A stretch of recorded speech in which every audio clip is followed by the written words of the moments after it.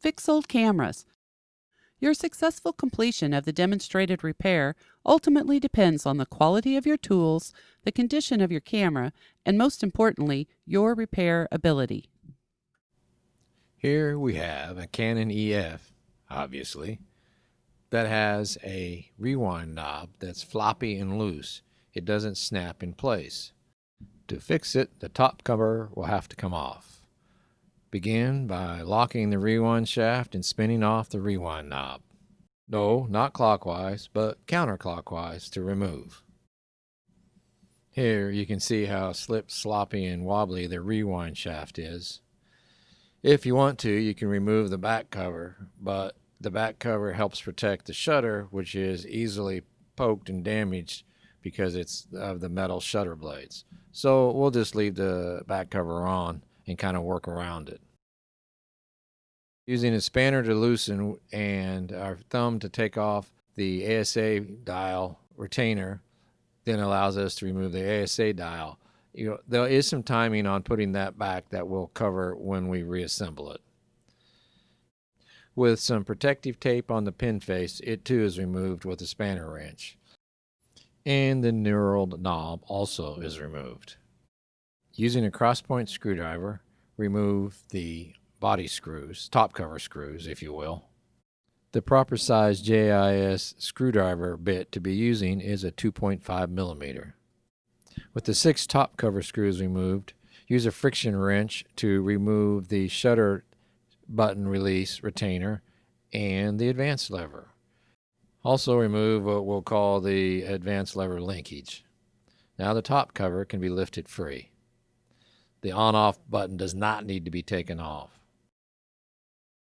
Now you might be tempted just to lift the plate up a little bit and stuff a bearing underneath there so that it can drop down into the hole while the rewind shaft is still in position. This will not work because there needs to be a spring added into that, otherwise it'll just be floppy loose. The spring is what adds tension to the bearing.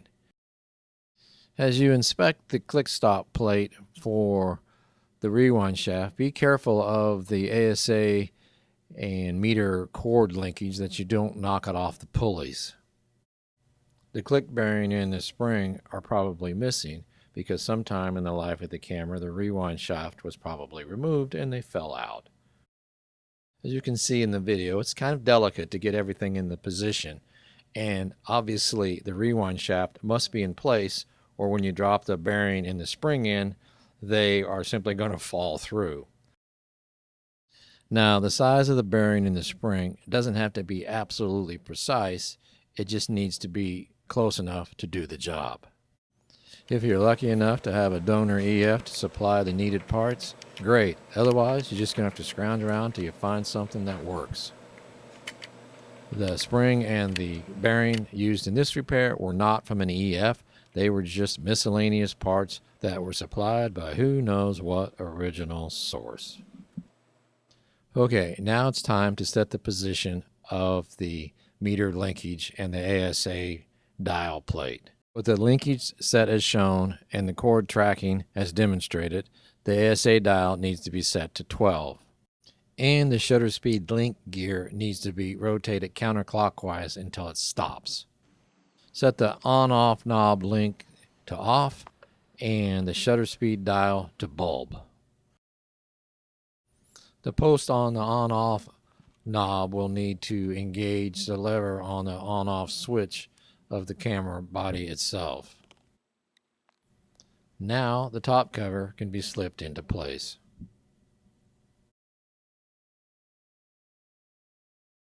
The advance lever linkage can be put in place, and the advance lever can be put in place, and the advance lever retainer can be put in place, and it can be thumb tightened and then snugged up a bit with the friction wrench. Now turn the shutter speed dial and watch how the meter linkage and the gears work with the pulley system. The ASA is to be set at 12.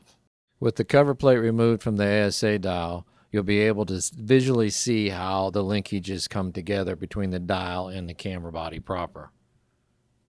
Once you have successfully linked the connection, the retainer for the ASA dial needs to be put in place.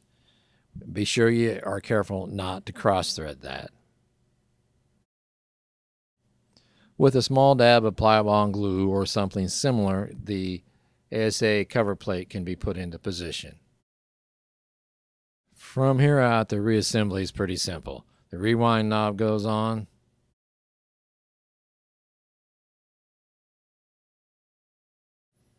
The knurled knob and its retainer, with the tape still on it to protect it from maybe getting scratched from the spanner or the tweezers used to reinstall it.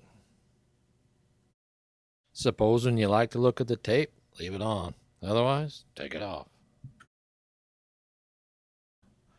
Then the body screws or top cover screws go in place. Remember to be using a cross-point screwdriver so you don't mar the screws. Well, anyway, there you go. Thank you for watching. Inspired? Check back for new video postings.